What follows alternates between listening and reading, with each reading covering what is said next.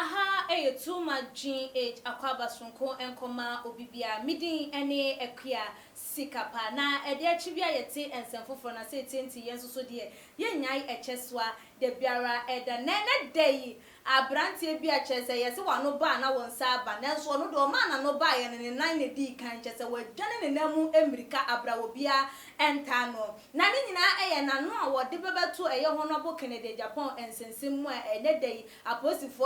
pe no ahwehwe na wode ne ho aka enwura na abusuan mama yembunwura ensem no emu abusuan se de mo amunim no Ibrahim 1 abrantie ya chese Ghana hanom friend who so ye millionaire and youngest one chese bema wasi so wasi catch so ma Ghana for wo bia aso enkwa didie ne sa brantie no asem na America no na Ibrahim 1 yi na sei honorable Kennedy Japan ba abontin a wo ye ne exposes fa asofo ho ekeka wakeka ya fa na jogezi hu mobeka ya repaster yisusu die bebetwam na asa kokoye se na Ghana for attention a shift no mo fo se or the ya politics the ya amanyosem ntino eno ma brantie yi wono so de na no ebebetu ensem no emu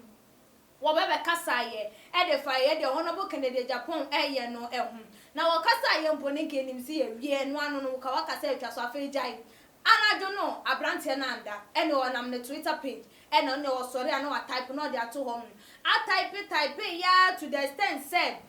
ye otimi manano anana ni tira na ni nton manano etra ne mpanifo kan ya to the extent say ye papa his excellency Nana Addo Dankwa Akufo Addo ye papa wote akonya kese eso no wono nso so no wokan ya ma ne kasa ne ebitia no say within 3 days wono ono so betimi atoa ewufo said ye JB Dankwa mo ne ekoye no san so no wo mo nso bekobie honorable Kennedy Japan when you na mfamfim na mampani kwa honorable Kennedy Japan ne ko ye hwan ono de ye nchina wandiram sa ena Ibrahim 1 ni wode ne nsam atu edwa wo wie ye ena wo se wagya ne pona to wono wono pa wombra na wombra no mememeche no wono woda so wo hono nya de so wo ko ba bia won suro foko ma Ghana fo si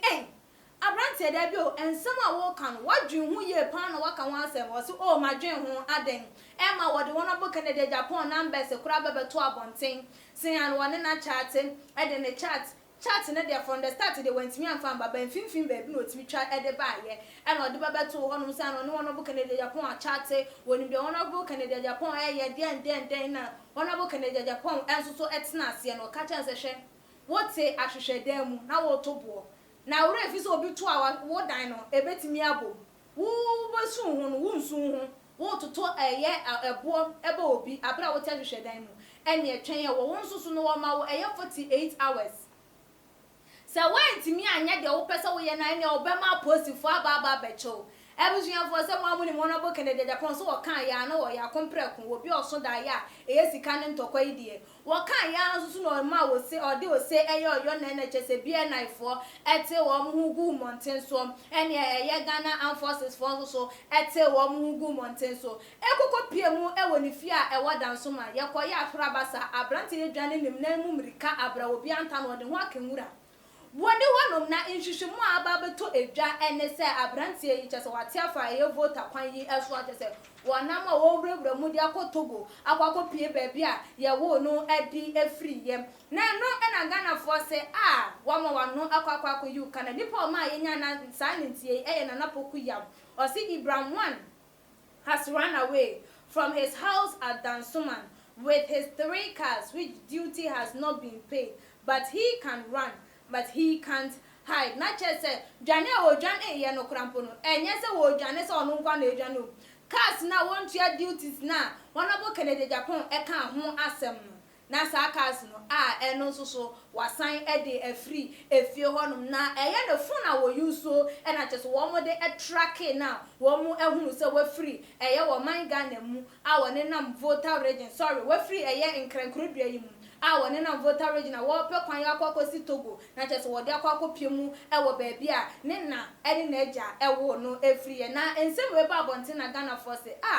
wa se wo hu de wakwakopa ma ho na ka afro se wo be ka we ayese na wona bu Kennedy Japan wa ye hwe ha esan se osuro wenti na ono so eja wo life e de amam wa wunim papa yi wunim se wono dwuma a wodie no so okasa na ye echewa ena ye echu because that ne da okasa odin se sini busa ya aban ena wo so na manti eya adwentwe no bi a eba ye nua eye Samuel edia wode eba wo se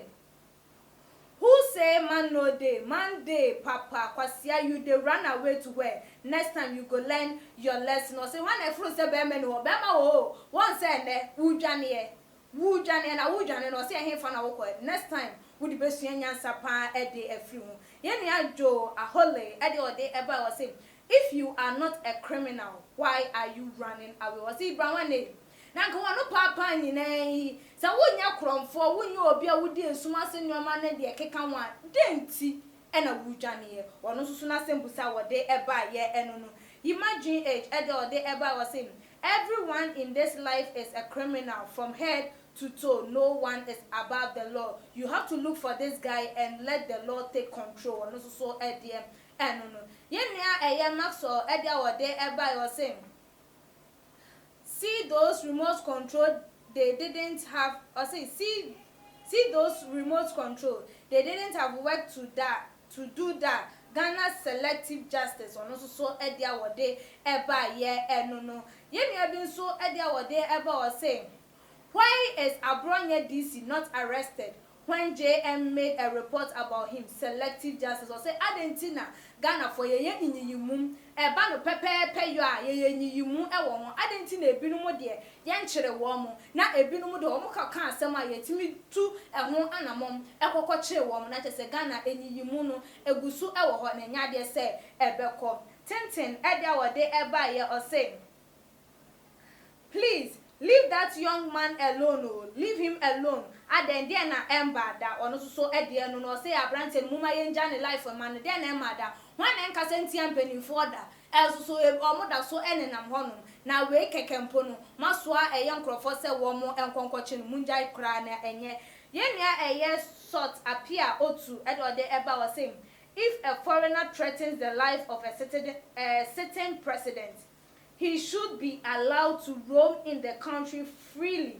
So some people in the country want the president die because they want Mahama to win. Ghana is gradually becoming a state of evil person who can kill for power. One also so edia wode eba ye enu we nchire mu bia no me kan what ya se ha. Ye nua eye Jimaima enso edia wode eba ye o say under this lawlessness government there is no power other in doing anything. I am not surprised of this story. If Kennedy is now unofficial, the IGP as well as National Security Minister, then it is simple for GAF to also behave same because the president himself is a dictator. Or no so edia wode eba ye no. Yenya Messi edode eba say Ghana is not safe under this dictatorship. Oh, God have mercy on us. Yenya Millicent and so Edward Eba say why is he running from home? I want to know the truth in his saga. Or also so Edie and when I say Adenti and Abrantie you wo dwane or person who no kra a warning some no emu into one bra on some Ghana. One be piemu e won kran hanom na wo bia embusa na no asem yentimi mbusa no de e koso no say ye no kore ana say enye no kore eye tim e dia wode eba yo sin why is this very serious issue of murder like JB Dankwa and Ameswali the nasty scandals are happening and yet the alleged suspects are not being chased like this? Ghana is a joker country. Or also so Eddie will say, I didn't know a JB Dankwa a Dunu Wono. A year Ahmed Swali Wamu Wono. Yet to mean for sa a year a shoe way so and she shares her and yes and she moon. Now so a brandy when qua dear ye tune sosa and I say ye tano a ye per se ye channel. Not just a Ghana dear a just a ye dear groby a groby and a ye edi or may icon yama edia wode eba ye or say. Where are customs officials that Ghana Air Force is now invading someone's compound based Kennedy a Japan allegation? GAF might have been there for some other reason, even if they were there at all. One also Eddie no say, hey, now a ban is saying and yeah and same way. I was a customs mum and I get 2 and more echo share se eye cars na ye ka ehwo asem se ye nokure anase nye nokure nemum eye Ghana Air Force for wo mum e na chese wo mo akwakopie mu e wo honum all because of eye honorable Kennedy Japan na allegations enti e chese bibia wo no e na eba be hye ene wenye sei ansa na obi etimi aya na da bi e wo se emra no entu wo mo na ye nso na eye nokure no wo mo ndi sa nokure no eso ne nkonko ye se obi ehyam se munkonko yesei ana obi ko threaten mampanyi ote akonya so ansane akohye se munkonko chi nipa na makwa akochi no da bi e wo se mumma emra no enye de ese na efata ebusuafo wei ene ensem a ene dey too much echede eba besom an Ibramwan ana no papa waye na adwen se wono bu kere Japan de o che no krampa anko ye ntuntum bi ma no babo ni se dwedwe na ene mampanyi ote akonya so no so ato wo mo mawo no wono ne ene dey wadwane eje ni fie wadanso man cars miensa na just want to ahun duties no eno so wode edwane ede ekro na abusuan na nka enim se wano ba na nka won sa ba na so abranti de so wo ma ne nsa ma ne nan mum no wo ma na di nanim ekan wo so awo fie se e na wodwe nsem yi eho esi efa na eho hia se wonya ye nyina so na woni bibia na nka wo so oba abonten be kekasa ode na no ebebeto eye honorable Kennedy Japan ne nsem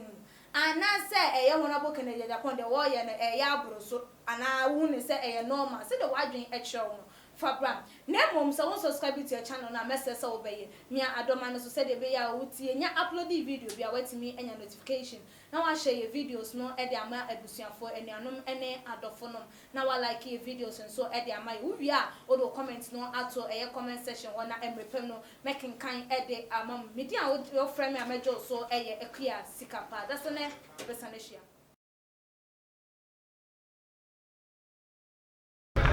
Oniadafo ahaye GH too much ena ohwe Malupe ene kase osofu Malupe me nhwe bebia me nko bebia